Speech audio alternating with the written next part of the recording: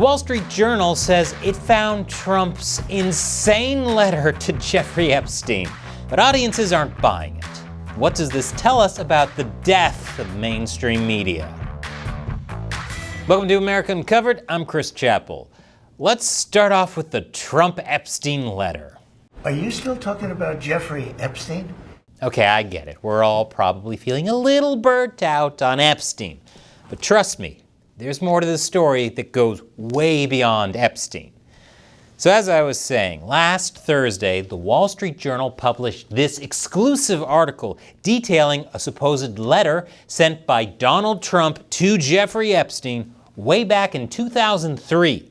The Journal says this was part of a birthday present put together by Ghislaine Maxwell and was just one of many letters sent by Epstein's rich and famous associates. Now, this is where it gets all weird. For one, the letter has really strange formatting. I'm just going to read what the Wall Street Journal said, and I want you to try and imagine what this would look like. Here it goes. It contains several lines of typewritten text framed by the outline of a naked woman, which appears to be hand-drawn with a heavy marker. A pair of small arcs denotes the woman's breasts, and the future president's signature is a squiggly Donald below her waist, mimicking pubic hair. That's insane. So you type up this old plain block of text, but then you take a Sharpie and start scribbling boobs and pubic hair all over it like a maniac. Like it would have made more sense to turn the letters into a piece of ASCII art. But I suppose that wasn't an option since this was 2003 and Trump's resident computer genius wasn't born yet. But what's even weirder is the text itself. It's written like a screenplay, and it shows this really odd conversation between Trump and Epstein. Listen to this. There must be more to life than having everything. Yes, there is, but I won't tell you what it is. Nor will I, since I know what it is. We have certain things in common, Jeffrey. Yes, we do, come to think of it. Enigmas never age. Have you noticed that? As a matter of fact, it was clear to me the last time I saw you. A pal is a wonderful thing.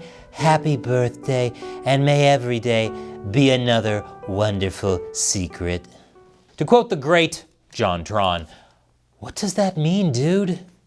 I mean, I get it. It's implying in a really, really weird way that Trump and Epstein share some deep, dark secret. But if we're being honest, does that really sound like Trump?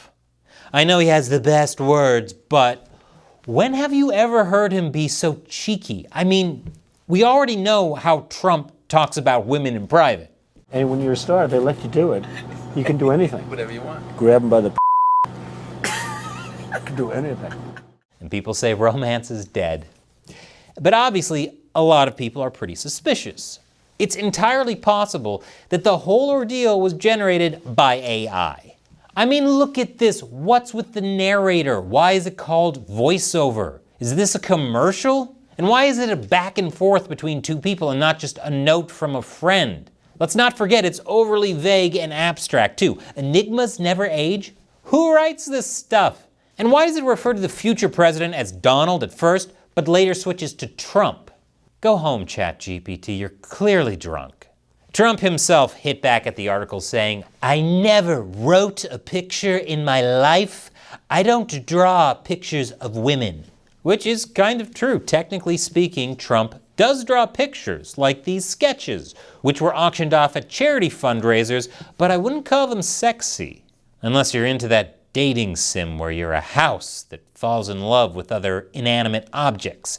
By the way, if you're interested in seeing me play that over on my other channel, Gamers Unbeaten, subscribe and leave a comment below to let me know.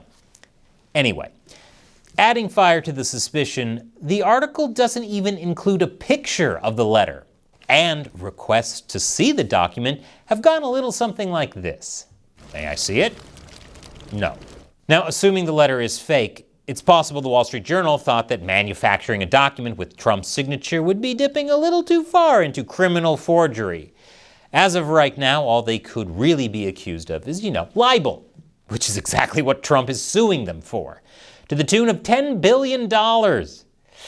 Ouch. And don't go thinking this is some nuisance lawsuit. Trump has sued the media before and gotten results.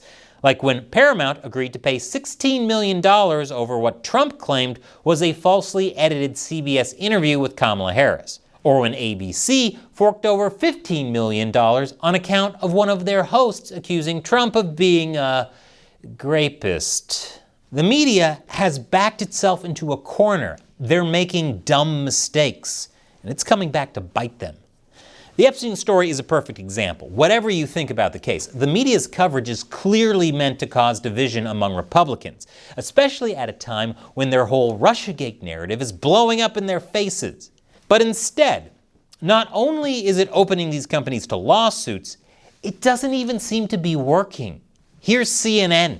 In our CNN SSRS poll, it was 86% prior to this whole Epstein saga. Now, it's 88%. In fact, the percentage of Republicans who approve of the job that Donald Trump is doing has actually, if anything, climbed a little bit according to our CNN polling. Double ouch. When CNN is talking about how much Trump's base loves him, you know the situation is dire. And it's no wonder the media has lost its potency. According to Gallup, Americans' trust in the media has hit rock bottom, with only 26% of people under 50 expressing confidence in the news industry. The partisan divide is even more profound. A slim majority of Democrats trust mainstream news, but Republicans and independents just aren't having it. That's pretty bleak. Basing your viewership around boomer Democrats isn't a good long-term strategy. The original Woodstock attendees were great to have around, but eventually you're going to run out of them. Just look at what happened to Stephen Colbert. It wasn't just he got sacked, The Late Show itself is getting canceled. Naturally, he came out swinging for Trump, blaming him for the cancellation, claiming this all had to do with the lawsuit against CBS. But is that even true? I don't know, maybe, but it probably had more to do with who's watching. According to Late Nighter, The Late Show pulled a little more than 2.4 million viewers per week during the last quarter. That may sound like a lot, but remember the competition television shows are up against.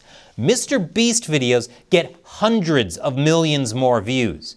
Heck, more people watched a bunch of guys from Milwaukee get drunk and talk about the Star Wars Christmas special. And remember those polls I mentioned about trust in the media? Isn't it funny how the people who believe the news are almost all baby boomer Democrats? Well, that's basically Stephen Colbert's audience. Of the 2.42 million who watched The Late Show, only 219,000 were under the age of 50. What, you're telling me all those young whippersnappers weren't going nuts over Skibbity Biden or the vaccine? There's just no pleasing some people. My point is, mainstream media, or at least that style of reporting, just doesn't have a future. The American people aren't buying it. It's getting the networks into huge trouble and costing them millions of dollars. And their core demo is literally dying in front of our eyes. Unlike you, my young, bright-eyed viewers, who I love and am personally friends with.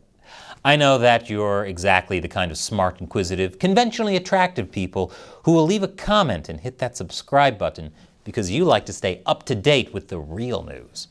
Also, we don't make enough from YouTube to keep the show going, so support America Uncovered for just the price of a bag of coffee at our premium website, americauncovered.tv.